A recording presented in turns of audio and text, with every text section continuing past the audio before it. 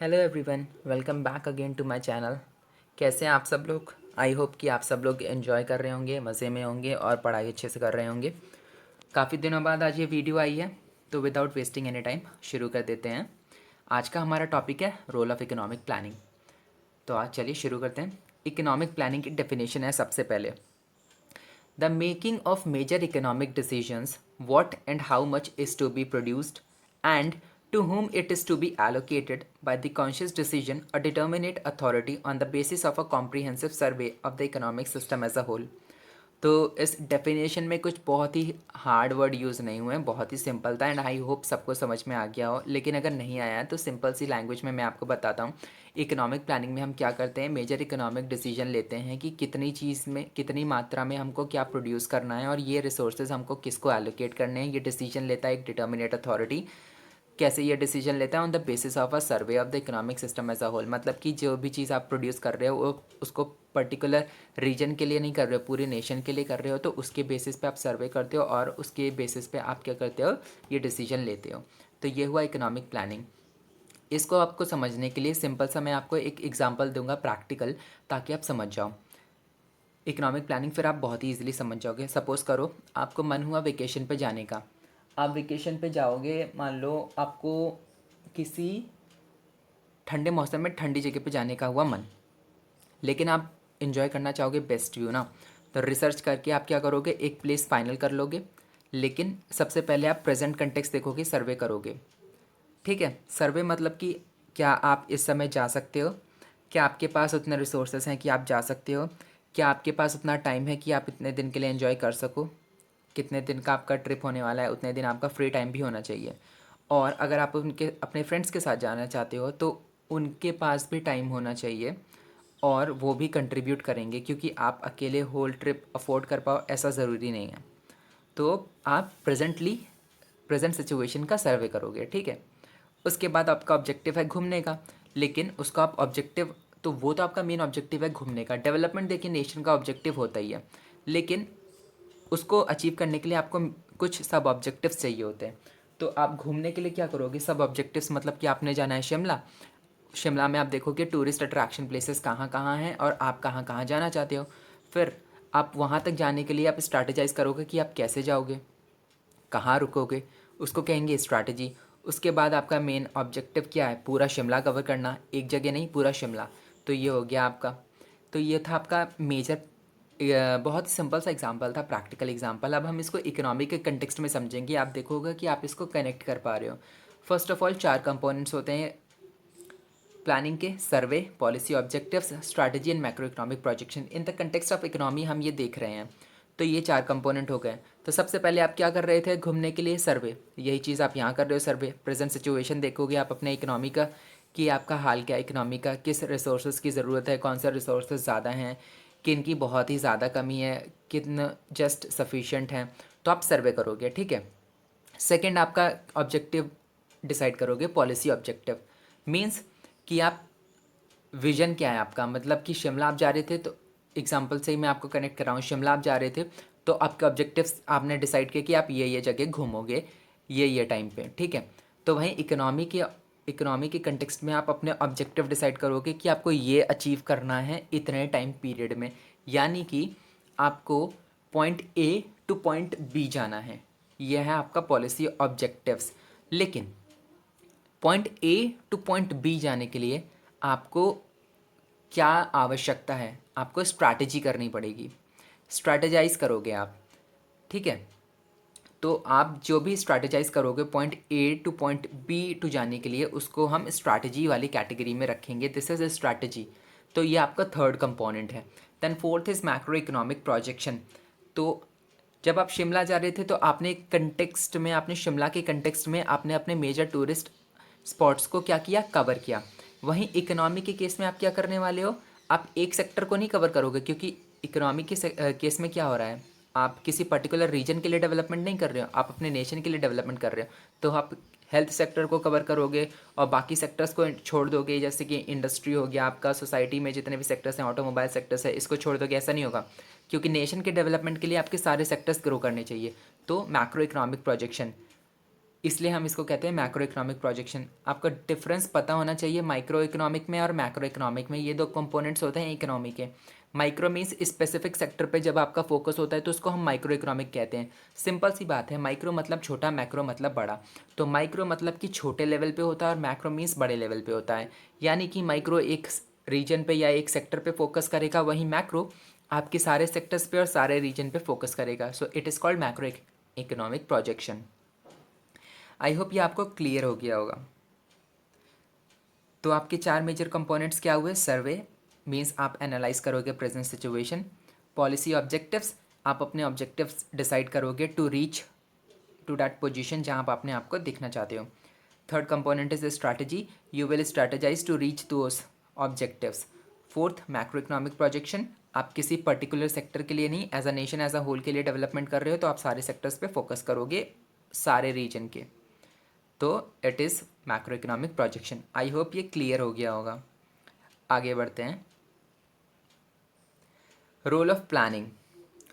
तो ये है हमारे मेजर चार पॉइंट जो आपको समझने, ये आप समझ गए तो आप रोल ऑफ प्लानिंग समझ गए। Role of planning in economic development, ये बहुत ही सिंपल है, आपको समझ में आ जाएगा। पहला है रिडक्शन ऑफ इनइक्वालिटीज़। इसका मतलब क्या है? सिंपल सी बात है, इनइक्वालिटीज़ को रिमूव करना है, कम करना है। लेकिन कौन सी इनइक्वालिटीज़? देखिए, इंडिया के कंटेक्स्ट में हम समझ रहे हैं क्योंकि इंडिया एक मिक्स्ड इकोनॉमी है जहाँ पे कैपिटलिस्टिक और सोशलिस्टिक दोनों फॉर्म के इकोनॉमी पाई जाते हैं। और इन दोनों में क्या डिफरेंस है ये मैं आपको पहले ही लेक्चर में बता चुका था, तो आप चाहें तो प्लेलिस्ट में जाके देख सकते हैं। तो यहाँ पे मैं आपको बता देता हूँ। जैसे कि इंडिया कैपिटलिस्टिक और सोशलिस्टिक इकोनॉमी है, दोनों ही तरीके की इकोनॉमी के फीचर्स इंडिया में पाए जाते हैं। तो इनइक्वालिटीज़ को इंडिया को रिमूव करना होगा। इंडिया कैसे इनइक्वालिटीज़ रिमूव करेगा? इंडिया के केस में आप जानते हैं BPL, below poverty line. BPL के नीचे जितने भी लोग रहते हैं उनको इंडिया लाना चाहता है बीपीएल के ऊपर।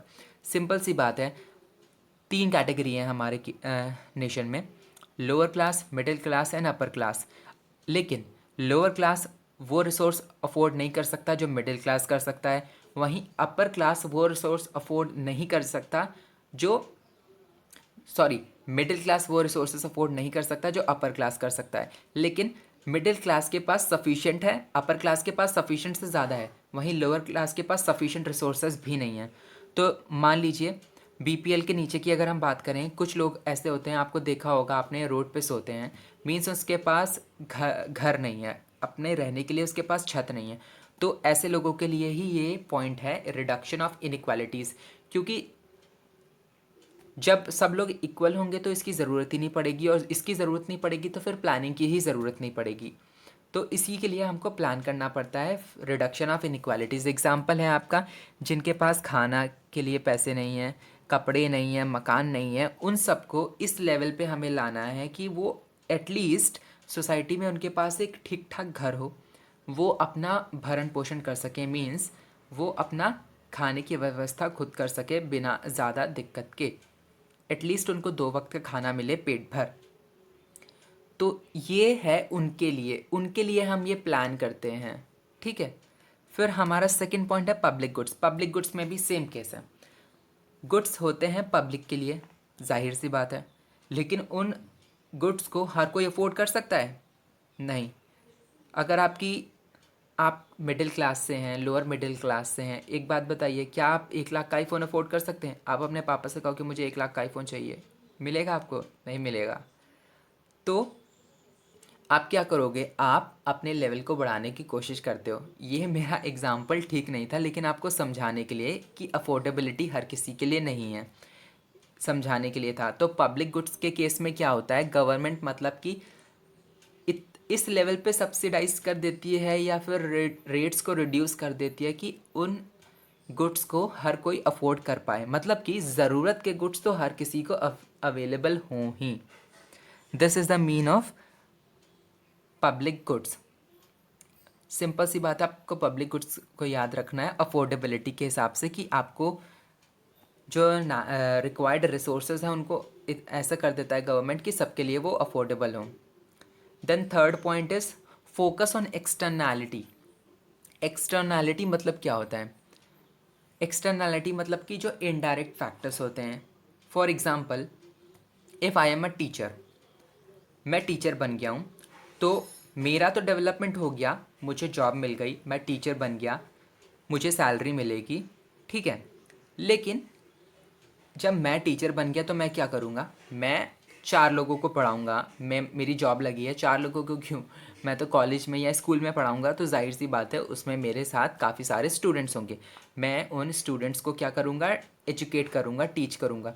तो आगे जाके वो बच्चे भी आगे जाके कुछ ना कुछ बनेंगे, उनकी भी जॉब लगेगी, तो मेरे थ्रू उन तक भी एजुकेशन पहुँच रही है, उनका भी डेवलपमेंट हो रहा है।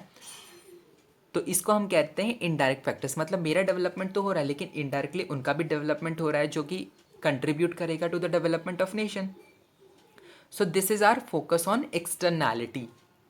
इनडायरेक्ट फैक्टर्स के थ्रू भी डेवलपमेंट होता है। ये डेवलपमेंट पॉजिटिव भी हो सकता है और नेगेटिव भी हो सकता है। नेगेटिव कैसे होता है, एक मैन्युफैक्चरिंग कंपनी है, उसमें वर्कर्स काम कर रहे हैं, तो अगर वो कंपनी प्रॉफिट में जा रही है तब तो ठीक है, वर्कर्स को सैलरी मिल रही है, प्रोडक्शन उनको बढ़ाने की ज़रूरत पड़ रही है, मीन्स डिमांड बढ़ रही है, तो वो और एम्प्लॉयमेंट भी देंगे।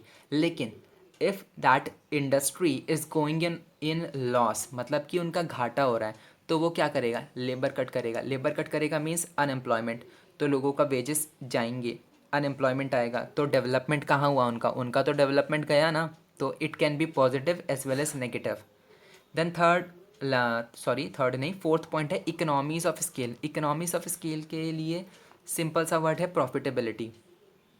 हमें प्रॉफिटेबिलिटी पे भी ध्यान देना है। If a manufacturing company is an profit, तो उस प्रॉफिट के थ्रू टैक्सेस जा रहे हैं गवर्नमेंट को टैक्सेस जा रहे हैं, तो डेवलपमेंट होगा, रोड्स बनेंगी, स्कूल्स बनेंगे, इंस्टीट्यूट्स बनेंगे, हॉस्पिटल्स बनेंगे, तो क्या हो रहा है, डेवलपमेंट हो रहा है कि नहीं। So economies of scale simply means profitability. लेकिन प्लानिंग के लिए हमें एक सेंट्रलाइज्ड बॉडी की ज़रूरत होती है। वो सेंट्रलाइज्ड बॉडी क्या थी, प्लानिंग कमीशन थी, जिसको रिपील करके अब क्या कर दिया गया, नीति आयोग बना दिया गया है। तो ये था हमारा role of planning. I hope बहुत ही सिंपल शब्दों में मैंने समझाया, तो आपको क्लियर हो गया होगा। तो कुछ फैक्चुअल हिस्ट्री देख लेते हैं। ये मैं आपको ओरली बता रहा हूँ, कोई नोट्स नहीं है इसके। जो भी आपको अच्छा लगे, आपको लगे कि इम्पॉर्टेंट है, तो आप उसको नोट डाउन कर लीजिएगा अपने हिसाब से। मेरे हिसाब से मैं जितना जितना इम्पॉर्टेंट है सिर्फ उतना ही बताऊंगा। तो देखिए, सबसे पहले तो ये जो प्लानिंग का कॉन्सेप्ट था, इकोनॉमिक प्लानिंग का, वो कहाँ से आया, वो सोवियत यूनियन से आया 1928 में। इसके बाद काफ़ी कंट्रीज़ ने इसको अडॉप्ट किया डिफरेंट लेवल्स पर अपने हिसाब से, ताकि वो फास्टर ग्रोथ को अचीव कर सकें, ठीक। लेकिन सोवियत यूनियन ने जब इसको बनाया था, इंट्रोड्यूस किया था, तो ये तुरंत पॉपुलराइज नहीं हो गया था। ये पॉपुलराइज कब हुआ था, जब ईस्ट यूरोपियन इकोनॉमिस्ट माइग्रेट किए थे ब्रिटेन और यूएस में 1930s में और लेट 1920s में, तब इसके बारे में पूरी दुनिया को पता चला। जब पता चला तो पूरी दुनिया इससे फैसिनेट हो गई थी, because planning was something which was new at that time. तो उस टाइम पे इंडिया की हालत कैसी थी आपको पता ही है, ब्रिटेन रूल कर रहा था, ब्रिटिशर्स वर रूलिंग इंडिया। काफ़ी रिवॉल्ट चल रहे थे उस टाइम, और एक ट्रांजिशन फेज था जब इंडिया इंडिपेंडेंस पाने ही वाला था। तो उस टाइम पे इंडिया भी फैसिनेट हुआ, और इंडियंस ने, ये जो इकोनॉमिस्ट थे, उनने प्रपोजल्स बनाए प्लानिंग के लिए कुछ, और वो प्रेजेंट किए टू द ब्रिटिशर्स। लेकिन उस टाइम पे ब्रिटिशर्स ने उसको क्या कर दिया, रिजेक्ट कर दिया। बट आफ्टरवर्ड्स, इंडिपेंडेंस के बाद, ये सारे प्लान्स काफ़ी ज़्यादा प्रभावशाली साबित हुए, ओके। तो कुछ इंपॉर्टेंट प्लान्स हैं, जैसे कि Visvesvaraya plan, FICCI proposal, Congress plan, Gandhian plan, people's plan and Sarvodaya plan. ये 6 प्लान्स हैं जो कि इंपॉर्टेंट रहे थे काफ़ी शेप करने में इंडिया की इकोनॉमी को। लेकिन एक प्रॉपर बॉडी चाहिए थी, तो उसके लिए क्या किया गवर्नमेंट ने, 1950 में इस्टाब्लिश किया प्लानिंग कमीशन को, ठीक है। 1950 में प्लानिंग कमीशन वॉज इस्टाब्लिश्ड, इसको नोट कर लीजिए, ये इंपॉर्टेंट पॉइंट है। लेकिन इस प्लानिंग कमीशन को इस्टाब्लिश करने के लिए कोई भी कॉन्स्टिट्यूशन में चेंज नहीं आया था, ना ही पार्लियामेंट में कोई लॉ पास हुआ था। तो इसीलिए ये नॉन कॉन्स्टिट्यूशनल और नॉन स्टैट्यूटरी बॉडी है प्लानिंग कमीशन, ठीक। इसका रोल क्या था, किस लिए इसको फॉर्मुलेट किया गया था, मीन्स एस्टैब्लिश किया गया था? इसका रोल था to formulate an integrated 5 year plan for economic and social development. Means resources effectively use हो पाएँ over a period of time और रिसोर्सेज वेस्ट ना हो। Planning was very important India के लिए। 1951 से 2005 तक 5 ईयर प्लान्स चले, 2015 तक, बट नीति आयोग इस्टेब्लिश हो गया था 1 जनवरी 2050 को in place of planning commission. एक पॉइंट मैं भूल गया, प्लानिंग कमीशन का जो चेयरमैन होता था वो कौन होता था? Prime minister. अब उसकी जगह क्या आ गया है? नीति आयोग। तो नीति आयोग का भी चेयरमैन प्राइम मिनिस्टर ही होता है, but there is also one CEO which is not prime minister. तो NITI Aayog was established on 1 January 2015। Another important fact, इसको भी नोट कर लीजिए। नीति आयोग थिंक टैंक है गवर्नमेंट का, जिसका एम है to achieve sustainable development goal by involving the states. Another important point, states को भी इन्वॉल्व करते हैं पॉलिसी मेकिंग प्रोसेस में नीति आयोग में, ताकि faster economic growth and development को अचीव किया जा सके। ठीक, ये था आपका अनदर इम्पॉर्टेंट पॉइंट। ये बहुत ही कम मैंने आपको पॉइंट्स बताए। आपको जितने प्लान्स आए थे ना, उन सब की डिटेल्स में जाने की ज़रूरत नहीं है, आपको बस इतना ही याद रखना है, इतना काफ़ी है। तो इतना ही था आज के सेशन में हमारा। अगर आपको सेशन अच्छा लगा हो तो वीडियो को लाइक करिए, शेयर करिए, फीडबैक दीजिए कमेंट्स में। कोई क्वेश्चन हो तो आप कमेंट कर सकते हैं। इतना ही था आज के वीडियो में, so thank you for watching.